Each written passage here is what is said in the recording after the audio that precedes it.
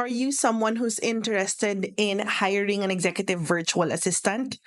Or are you someone who is interested to become an executive virtual assistant? If that's a yes, then as early as now, prior to you hiring an executive virtual assistant or applying to be an executive virtual assistant, you have to already know that one of the most important skills for a good, long lasting partnership with your client and your EVA is delegation skills. What is delegation skills? On the side of the client, if you are looking to hire an EVA, for the relationship to work, you have to be a good delegator. When we say delegator, you should be able to identify tasks that you can delegate to your EVA. It is very hard for a client to let go of tasks that they are currently doing and then asking someone else to do it.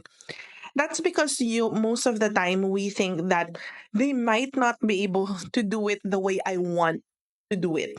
And that's why learning or practicing your delegation skills is very, very important. When you watch other CEOs of big companies, you probably might be listening to their podcasts or their videos here on YouTube or probably a TED Talk. You would definitely find a commonality in terms of their success stories that they were able to delegate important tasks, delegate departments to other people so that they can focus on the bigger picture. And that's something that you should also start learning so that you will be able to focus on the bigger picture, focus on your goals, and to make sure that you have a good and long lasting partnership with your executive virtual assistant. Before we dive in, let me introduce myself first, especially if you're new here in my channel. My name is Mia. I handle a team of executive virtual assistants. And I was also an executive virtual assistant for more than 2 years with a US based client. I also have a relationship with the clients of my EVA. I make sure that my clients provide feedback on how their EVAs need to improve. So I always do regular check ins with my client, as well as, of course, regular check ins with my EVA to make sure that their partnership will definitely last for a very long time. And the most common challenges that the clients are having at the beginning of the relationship, especially if this is the first time that they're hiring a virtual assistant or an executive assistant to their team, is the fact that they don't know what to delegate to their EVAs. And this video will definitely help you prepare to become a good delegator once you onboard that executive virtual assistant. The first step that you need to take to become a good or a better delegator is to make sure that you learn how to clearly communicate tasks to your EVAs. You have to be able to communicate the objectives of the task. You have to also tell your EVA what your expected output is. Talk about all of your preferences for your EVA for you to empower your executive assistant to be able to execute this task well and produce the output that you are expecting. If this is a task that you already have a process for, make sure that you communicate to your EVA the detailed process, the step by step direction of how they will be able to execute this task for you. To avoid any miscommunication, make sure that you write down everything for your EVA in an email or in a project management tool that you're currently using. But sometimes it's quite hard to put your thoughts across when just writing it down in an email. And of course, your time is very precious. Writing something down takes a lot of time and effort. To be able to communicate well or better and more detailed to your EVAs, try to practice sending voice messages to them. It's like you just saying the directions is going to be, I think, a lot easier in terms of how you're going to gather your thought. So make sure that you try to get used to sending out voice messages.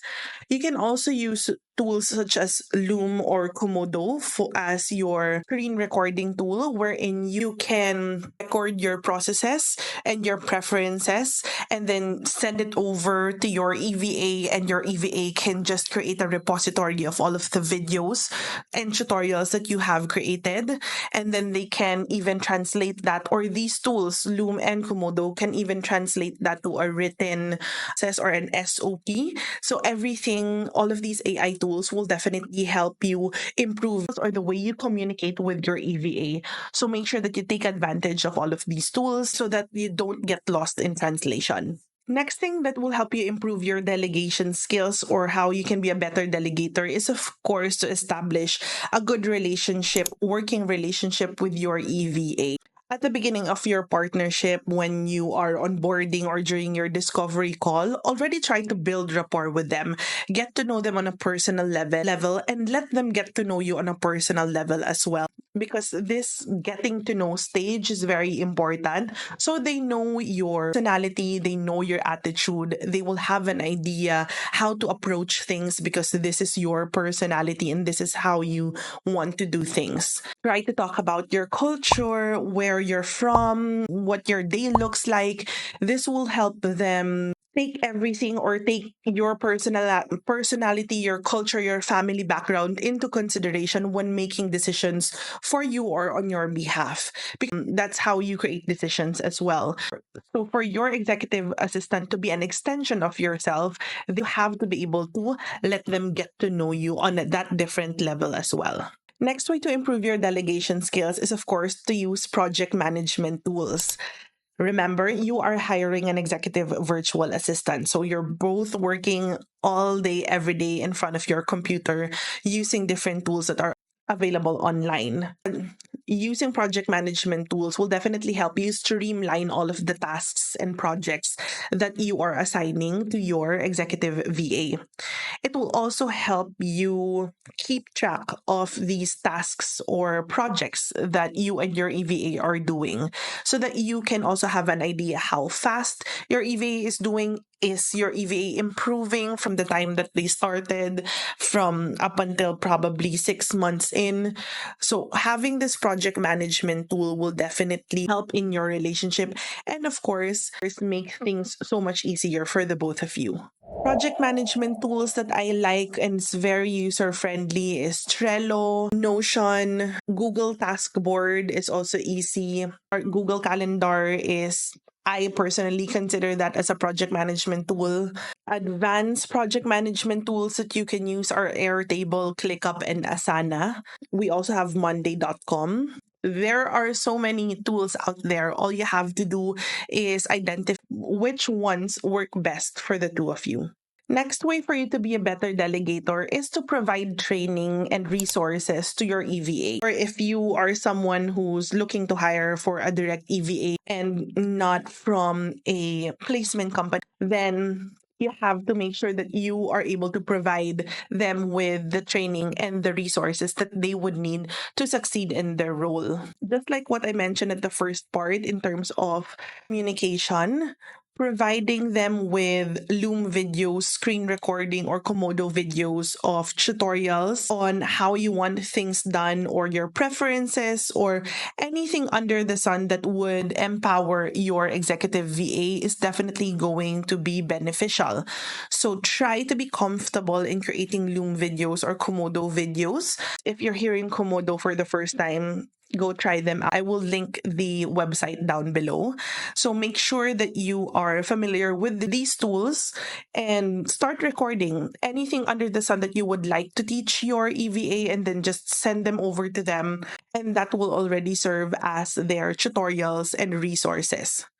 You can also find resources or tutorials online, such as here on YouTube. You can look for project management tool basics, calendar management basics, and all of those things. You can provide that to your EVA. You can even go as far as enrolling them in an online course, such as mine. I do have an online course on Executive Virtual Assistant Basics. It will be in the description down below. So you can enroll them in this self paced online course. It's 16 modules, 16 hours worth of video tutorials with downloadable templates that they can use for when they work as your EVA. So you can even look for other online tutorials or online courses, such as probably if you want them to become podcast managers, bookkeepers, there are a lot of resources out there that can definitely help them in improving their skills. Another way to improve your delegation skills is for you to encourage your executive VAs to take on the initiative or take in an initiative in specific projects. This is you teaching your executive VA how to be good in their delegation skills as well, meaning you're empowering them to be able to identify things that they can delegate for themselves. Executive VAs are quite good at being able to delegate things for themselves. This is because the executive VAs have this strategic thinking, critical thinking skill, problem solving skill, wherein they already try to identify tasks that sometimes you don't know you need to do, or you don't know that you need to delegate to your EVA. So they will let you know that these are the things that they can take on. And don't hesitate to empower your EVAs to take on those tasks that they say that they can do, because this is how they can show you what their capabilities are.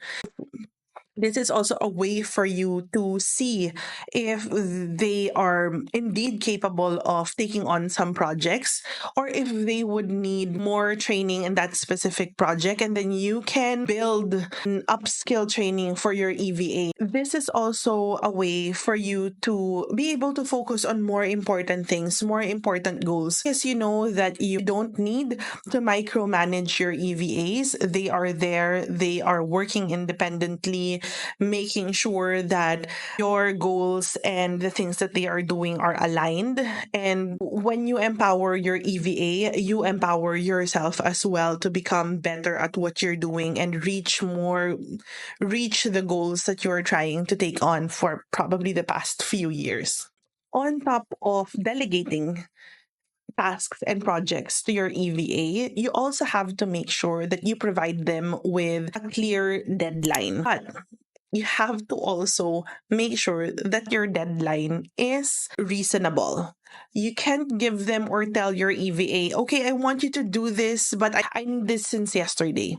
Never do that. It's not going to be beneficial for you, and you're going to burn out your EVA. We don't want our EVAs to burn out, because it will definitely compromise their output or the way they work. So you have to make sure that you are able to provide them with clear and reasonable, workable deadlines. Aside from that, you should also make it clear to your EVA that this deadline is non negotiable, or tell them, okay, this is the deadline, but if these tasks take too much research or you need more time, please tell me at least 2 days in advance, or please tell me at least 24 hours in advance, so that we can make the necessary adjustments. You have to be very clear on your deadlines, and don't just let your EVA assume, especially if this is just the start or the beginning of your working partnership. This next tip is very, very important to make sure that your working relationship with your EVA works. And this is to have regular check ins. I know time is money. I know you are very busy. But at the same time, especially if this is the beginning of your partnership with your EVA, having that regular check ins with them is very important. You want your EV to be your second brain. And for your EVA to be that second brain of yours, you have to let them have time with you. They will not be able to get to know you, what you want, what your preferences are, if you don't give time to them. Hiring an executive virtual assistant at the beginning needs a lot of effort. So you have to make sure that you invest time, because since you're already investing money to your EVA, you have to invest time to them as well.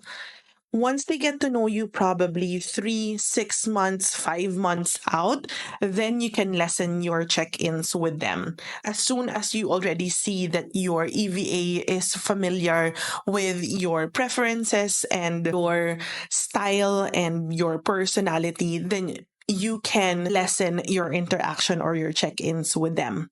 But at the beginning, it's very important to invest your time with your EVA by conducting regular check ins. Now that we learned the steps we need to take to be good delegators, how you delegate tasks, the details that you need to provide, having those regular check ins, it is also very important to recognize and provide feedback to your EVA. Let's start with feedback. Having a feedback driven mindset for your EVA is very important. But as an executive, you should also have a feedback driven mindset. Don't just keep on providing constructive feedback to your EVA, but have time for your EVA to also provide you with feedback.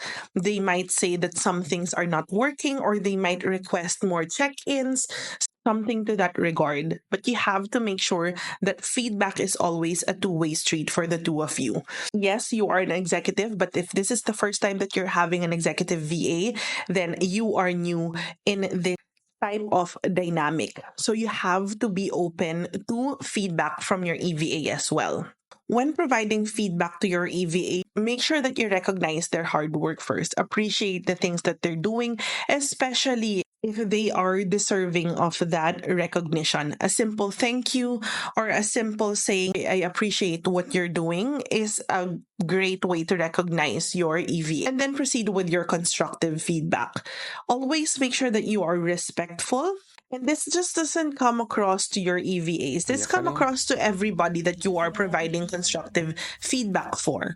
Make sure that you are respectful, you are detailed as possible, and or you provide a platform for your EVA to think of an action plan that they can do to improve on that feedback that they received.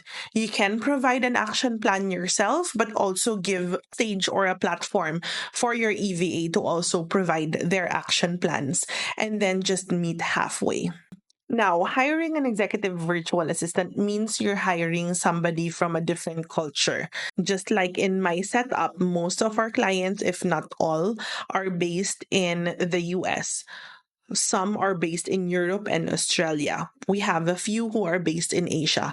But since most of our clients are based in the US, Europe, and Australia, we sure definitely have different types of cultures. As EVAs, we make sure that we get to know your culture, your country, how things work in your country. Now, as an executive, you should also be culturally sensitive to your EVA's culture or where they came from.